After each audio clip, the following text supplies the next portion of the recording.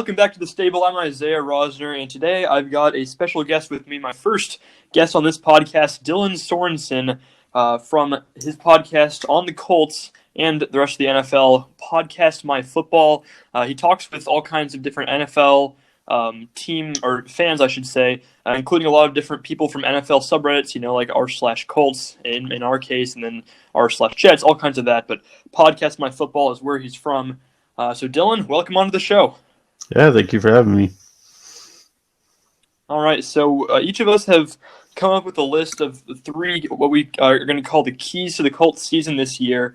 The three things we each think are, the biggest pieces the Colts have to have, or the things that the players need to do. Who needs to step up to really make this season, have the potential to be a success, for the Colts to perhaps make the playoffs or even contend for a Super Bowl title this year.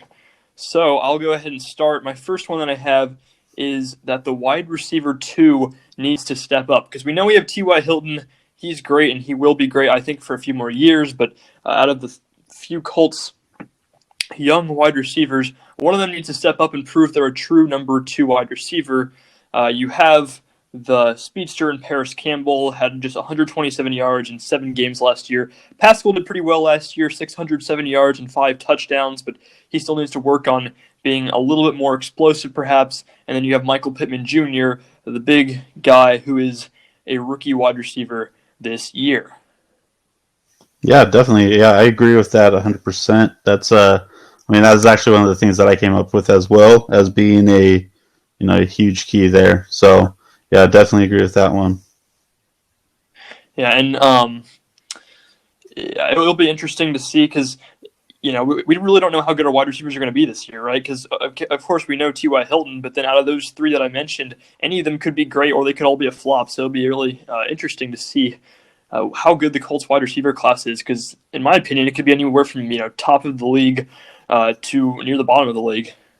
Yeah, I would say so the thing I was telling you about before was the confidence in it, right? So yeah, that's the lowest denominator of what we need to get to the playoffs is, are we confident in our wide receivers? Because that's kind of like the last that's the last piece of the puzzle as far as the offense goes. So I would say I'm very confident in T.Y. Hilton.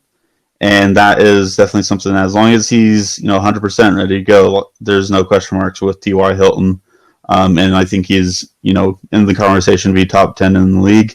That list gets way more competitive each year, but he's in that conversation for sure. But yeah, like you said, we got a lot of pieces, and I think right now at least, if everyone is to that mark of confident, then we're going to have something to work with. We got a great head coach that can play with pieces. And to me, if we meet that mark, I would say that shows that Paris Campbell is more than just a slant or rub route kind of wide receiver. And Michael Pittman is hauling down some big shots down the field. So, if we see that I think that's scary for the rest because, play action with the run game, the offensive line we got, and, the gunslinger Felipe Rios behind the line there too. So yeah, those are the pieces right there. And one more thing I'll say about that before I'll let you continue on with your first one.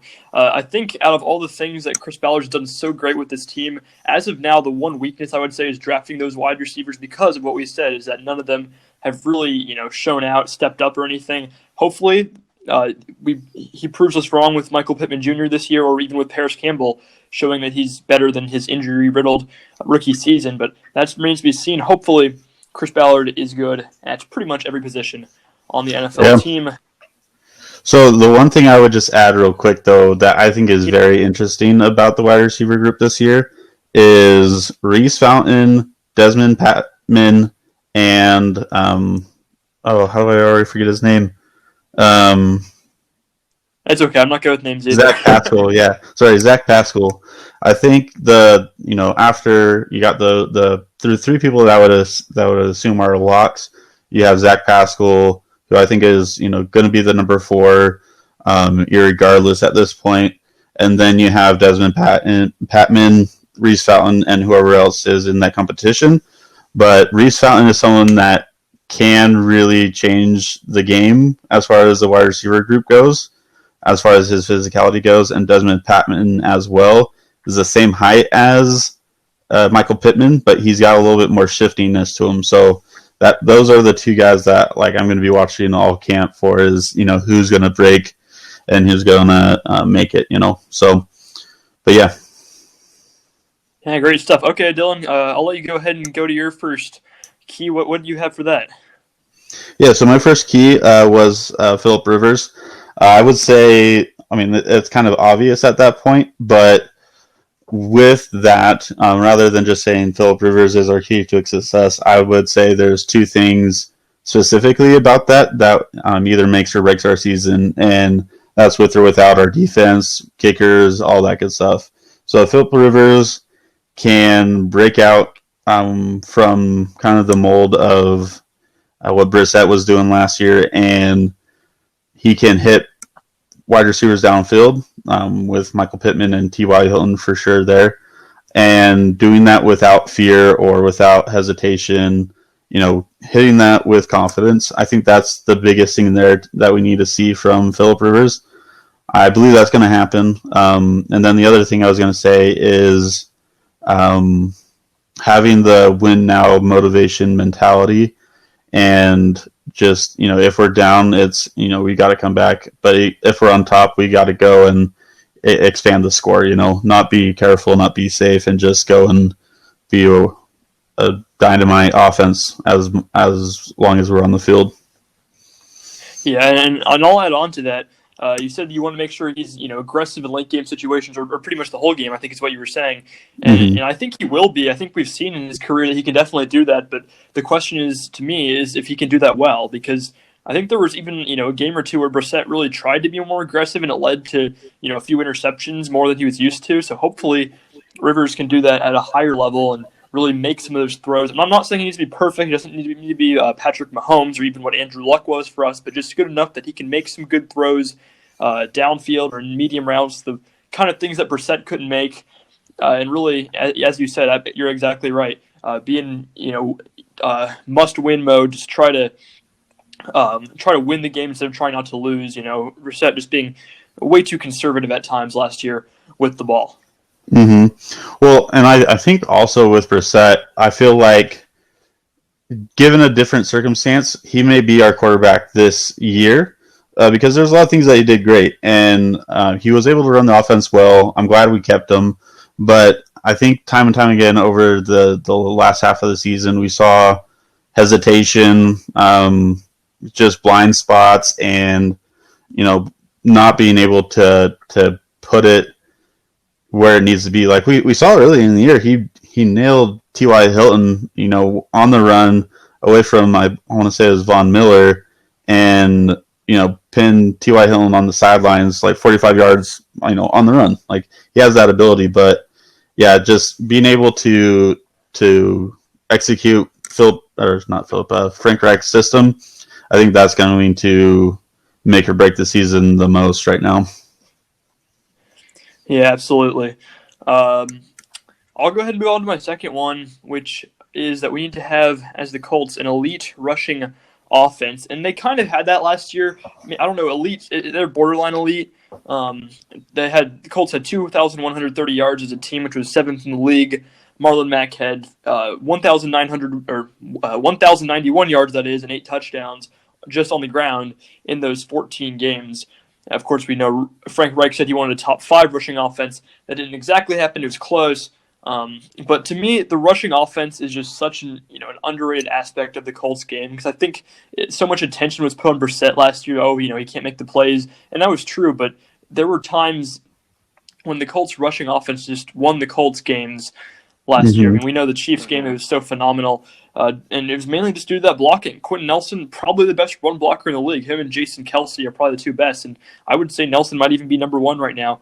We know Ryan Kelly's really good in the run game as well. Mark Lewinsky is an exclusively run blocker, and then Braden Smith for a right tackle, probably one of the best right tackle run blockers in the league. But this year, if the Colts can have an elite rushing offense with what we were talking about earlier, with what the wide receivers and Philip Rivers can do, then they could have an elite overall offense. Because, I'm not sure Philip Rivers by himself isn't enough to make the offense top 5 in the league. But with him combined with a great offensive line and a great overall running game that I hope the Colts have, that could really make the Colts better. Because just think about what that can do, especially when you're winning games. If the Colts can just take the lead, how many times in the Pagano era did the Colts take the lead and then they're like, oh man, Chuck Pagano, why'd you run the ball? Yeah. And that was true, but this year if we had Pagano and he ran the ball, it'd probably be fine. They'd probably be able to pick up 4 or 5 yards on some of those late game situations and be able to salt the game away. So running game, super important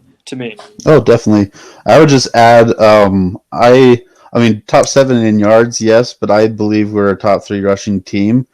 Mainly because if we had the lead, if we had the ability to run more, then we would have had those numbers. And I don't have any reserves about Marlon Mack. I think he did a phenomenal job, but we weren't given opportunities to let him rush 30 or 20 to 30 times a game most of the time.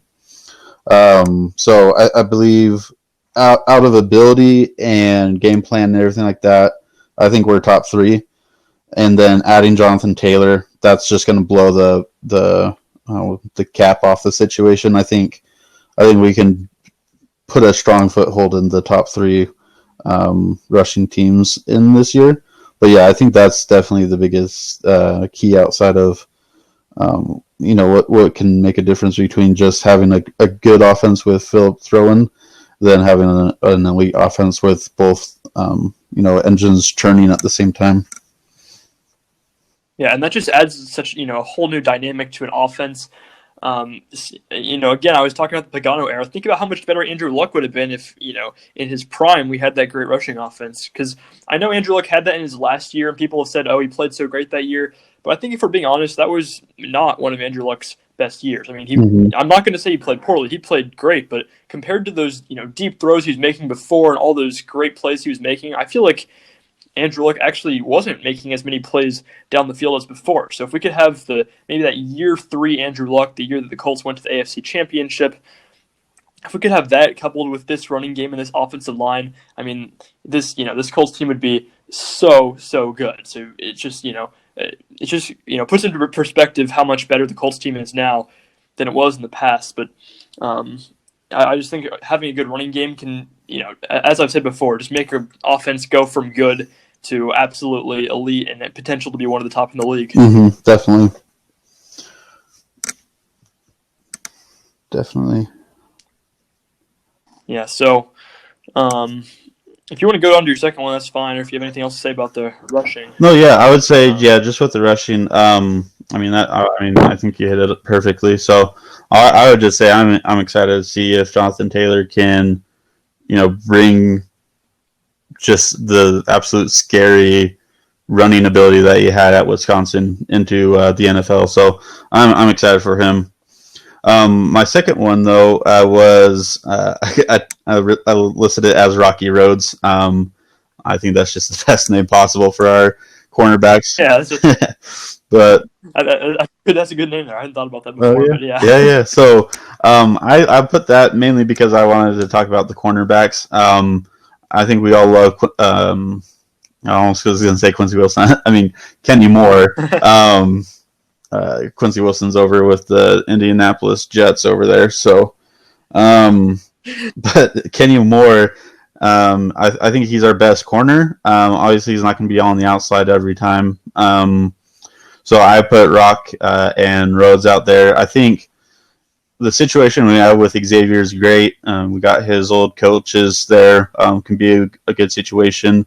And then Rock, building off a strong second half of the rookie year there, I think is critical. If we have those two pieces, I would say at least at above average to being, I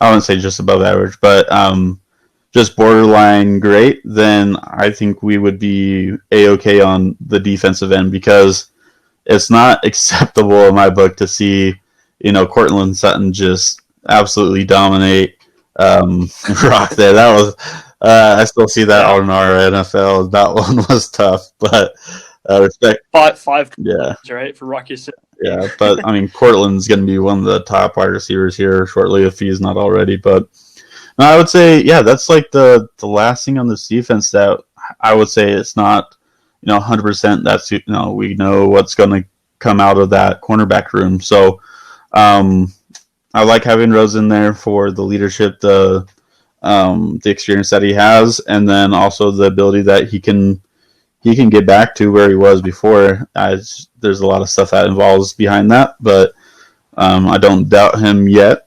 It's still something that I can be proved wrong on, but that's what I was just going to say about the cornerback so far. Yeah, absolutely. And going back to Kenny Moore, I think he's someone that's so underrated, especially in the whole NFL. But I think even within the Colts organization, Colts fans just don't understand how valuable he is. And I think I didn't either until we saw what the defense was like once he went down Mm-hmm. in the latter half of 2019. Just the defense just kind of collapsed. And I'm sure Kenny Moore's not the only reason. I mean, he's not going to redefine the entire defense or anything like that. But he was just such an integral part of the defense that once he was out, I think some of the secondary just didn't know what to do. Because Mm-hmm. Kenny Moore, I mean, some people, even I've said this, he kind of seems like a linebacker sometimes, just like a glorified linebacker. Like he just makes so many tackles, in the open space, makes plays, sacks Deshaun Watson, all kinds of Every things. game. But then, yeah, absolutely. But then there's also times, like, think about the game against the Chiefs. Tyreek Hill was out, but the biggest weapon they had was Travis Kelce, and he torched us early on. But then once Kenny Moore started locking down on him, and I think that's what it was, Kenny Moore playing man defense on Travis Kelce. Travis Kelce was pretty much shut down, and I'm sure he had help from outside too. But Mm-hmm. you can't do that without your great slot corner just taking down that league top tight end there. And so yeah, Kenny Moore such a valuable part of the defense. Mm-hmm. And then going with what you said on the other cornerbacks, Rock Ya-Sin and Xavier Rhodes, I think both of those are just both major wild cards Yep. to the defense this year. Because you have Rock Ya-Sin, who started off poorly, as you said, and then got better.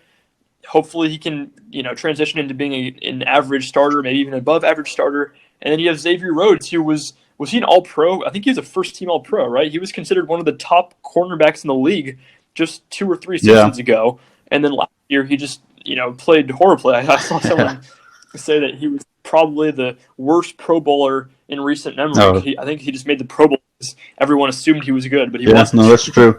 Yeah, the rows were definitely open last year, but I would say, yeah, definitely. Those are the two wild cards. I do really like the depth too that we got. Marvell Tell surprised the hell out of me last year too. Being a rookie cornerback, he was solid, even though he was switching from safety in college to cornerback. And then you have also Isaiah Rogers, who shares your first name. Um, Isaiah Rogers, I think, is probably one of Ballard's favorite draft picks. I don't think he'll admit that publicly, but I think it is because he's so closely related to Kenny Moore's style, and I think he's going to be someone that if Kenny Moore goes down, we got someone that's close enough to mimic. That way, we can continue a lot of what we need with our defense. So I think Isaiah Rogers is going to be something that I think is a good backstop. But yeah, for sure, the attention's going to rest on Rock, on Kenny, and on Xavier too. So yeah, I'm excited to see though. I think it's a good group. I'm just saying, like that's the biggest wild card right now. Yeah, I think that should be fun. I think it feels good to finally not have to worry about Quincy Wilson, and yeah, it will be fun to see Yeah, how all these veterans, young people do in the secondary this year, paired with Kari Willis and Malik Hooker as well. yeah, But that's a discussion for another time. I'll go ahead and move on to my last key to the season, and that is consistent pressure on the opposing quarterback. I think this is a key really for any NFL team. You need to get pressure on the opposing quarterback, but this is another what I would consider a wild card this season for the Colts. You have Justin Houston, who surprised me for sure last year with those 11 sacks, and he was pretty well good in the running game as mm-hmm. well. But when does he fall off? When does he go from a good edge rusher to an average rusher, or even a below average, or to the point where he's not even a starter anymore?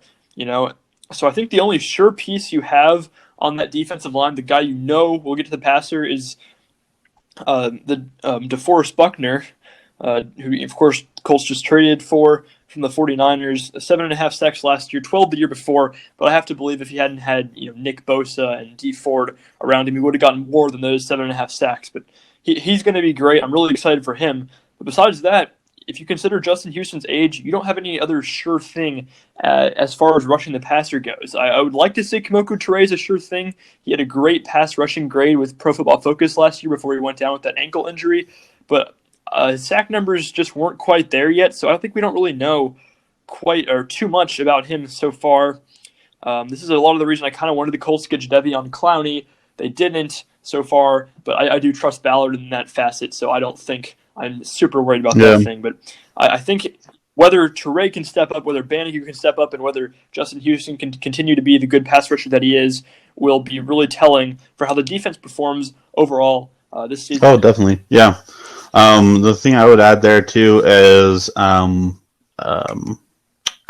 forgetting his name. Oh, Danico Autry. I think he's going to pop off the just eye test this year. I think he's going to come out strong. He has come out strong. It's just having the focus on him a lot of the times does draw his production down. But I'm just having some great thoughts about having DeForest Buckner and Autry coming in on the inside there. I think they're going to just wreak havoc. But yeah, I'm eyes out on Kemoko Turay. I think Houston's going to be solid. I think he's still going to be surprisingly consistent. And then, yeah, I think that's the one thing is it leads into, our cornerback play as well. Good rush leads to good cornerback play. So, those kind of problems help each other out. Yeah, I think Buckner will really just help this whole defense, as you said. And then, how Kemoko Turay performs, how Ben Bandigo. And then I think the last thing I want to mention about that is Tyquan Lewis. I don't have much faith in him anymore, but I think if he does make the team this year, this is definitely his last chance. And he had 2 sacks that one game. He had a good play against the Broncos. So I think there's a chance that he could still break out. But as of now, it sounds like he's not doing that great in practice. So I'm not super hopeful about that. But I think he is worth a mention and a potential player for the Colts' future of pass rushing, whether that be at the 3 technique spot next to, I guess it wouldn't be 3 technique, but I guess it'd be the nose tackle spot now next to DeForest Buckner, or on the outside where he played in college. I think with Tyquan, that's something that he has to completely, show that he belongs there. But I think there's too much talent for him to compete with right now. I think, having Grove there is going to be solid. And then also the guy that we took over from the Niners as well, the guy that's from Indiana as well, he's going to be pretty nice too. So I think Tyquan, Tyquan's kind of putting himself in the position to be the odd man out. Or, gets traded to the Jets. So we'll see. I could definitely see that happening. No, I like Tyquan. He has a lot of promise, but it's just we need now. We need now results, So. All right. Well, you want to move on to your final? Yeah, for sure. So, or to the season. I think this part would have changed the forecast for last season a whole lot more. And we probably, would have had a whole lot of a different offseason and everything like that because of it. But I would say kicker is, I think, it has to be put there as one of our keys to success, especially after, the just disheartening performance from Vinatieri. I love that guy. I think everyone loves him. I don't think there's any soul on earth that hates Adam Vinatieri other than the people that lost to him in the Super Bowls, but Vinatieri is always solid. Doesn't look like he's coming back. Rodrigo Blankenship looks like the guy to compete with McLaughlin right now. I'm very interested to see where that comes through, but I think it has to be stated now that we don't have a greatest of all time kicker kicking for us, that the key to success is nailing those point after, touchdowns and getting those 40 to 55 plus yard field goals knocked down, because I mean, we already know that last year the landscape would have changed by 3 to 4 games just by, having a 93% kicker, or even an 89% kicker. So I think that's an easy one to say as a key to success, and I'm excited to see where that goes. Yeah, I have to say it's kind of sad that most likely Vinatieri's last field goal attempt in the NFL is going to end up being a blocked one against the Titans that was returned for the game-winning touchdown. So that's really unfortunate, but I don't really see any team likely giving Vinatieri any more snaps this Yeah. year. So unfortunately, I think that's where Vinatieri's career is going to Man, end. screw the Titans though, because it's kind of funny because they blocked his kick to end his last kick, and returned it for a touchdown, and then Tom Brady's last throw for the Patriots was a pick six. So man, Titans are just going out and wrecking people's careers right now. Yeah, they might not have won the Super Bowl. Yeah. They're ending career at Yeah. this point, huh? About that, I wanted to ask you about. You were talking about Chase McLaughlin versus Rodrigo Blankenship, and I'm on Team McLaughlin right now. I wanted to know where you stood, but I think he did really well last year. He only missed that one long field goal. But who would you rather have for the Colts in 2020? That's luckily I'm not making that decision. It's so tough, honestly. Like, you got to balance ability versus mentality, and I think McLaughlin might have the better ability, but I want to say Hot Rod has a better mentality for it, and he's very clutch. So I don't know. That's a toss up, and I think no matter who we pick in, I think we're gonna have points where we're gonna say, "Oh, we should have went with the other guy." And oh no, I want Hot Rod just because the memes and those goggles, gotta love them. But I wouldn't be upset with either. I think we're gonna both. I think everyone's gonna look back and say, 3 or 4 times in the year, say, "Oh, we should have gone with the other guy." But I think in the end, either one's gonna be fine. So yeah, that's my thoughts. Yeah, no matter who they choose, I think we'll be glad to not have to hold our breaths.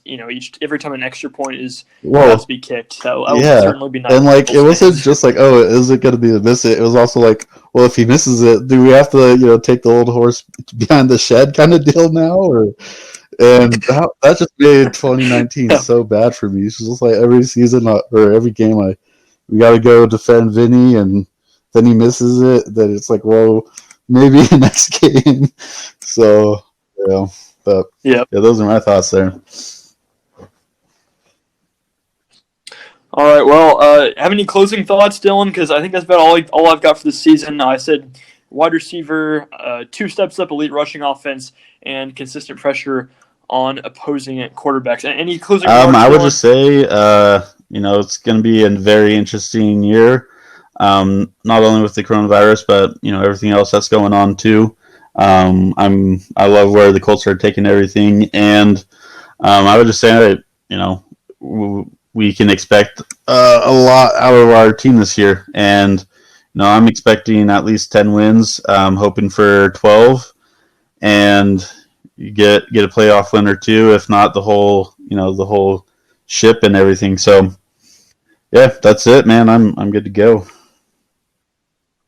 Yeah, I think the virus is making me appreciate, just having sports in general. Because no matter what your opinions are on this, I think most NFL fans can agree that we would just be happy if there's an NFL season. So even I think a 4-12 Colts season would be better than no season, because at least we get to watch football and watch. Yeah, I don't know. My stress levels might go up way too much if we have a 4-12 season. So, but no, I'm confident. We got Chris Ballard, we got Reich, and we got hell of a locker room. So that's good enough for me.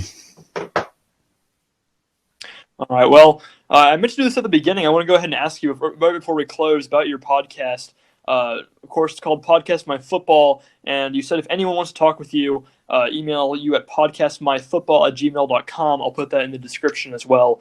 That's how I emailed him as well. But that's how I got a hold of Dylan Sorensen here, and why we're having this discussion right now. But I just want to ask you, how did you get started with your podcast in the first place? Because I understand it's Yep. relatively new, right? Just this Yeah. fall or So spring, maybe. I honestly was bored with COVID, and I was spending a whole lot of time at home. So I used to call up a lot of buddies when I was driving home from work to talk football, and I talk with Browns fan is one of the guys that I have on there quite a bit.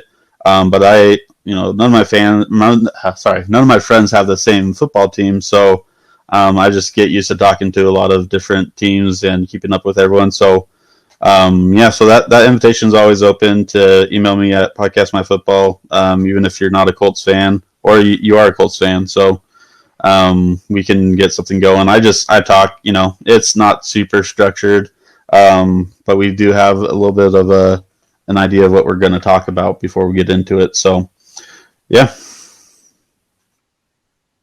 All right. Well, thank you for joining me here, Dylan, and for everyone else, thank you for listening to this edition of The Stable.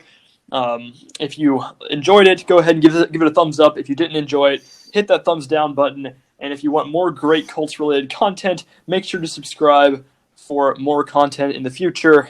For Dylan Sorensen, I'm Isaiah Rosner, and thank you for listening to this week's podcast.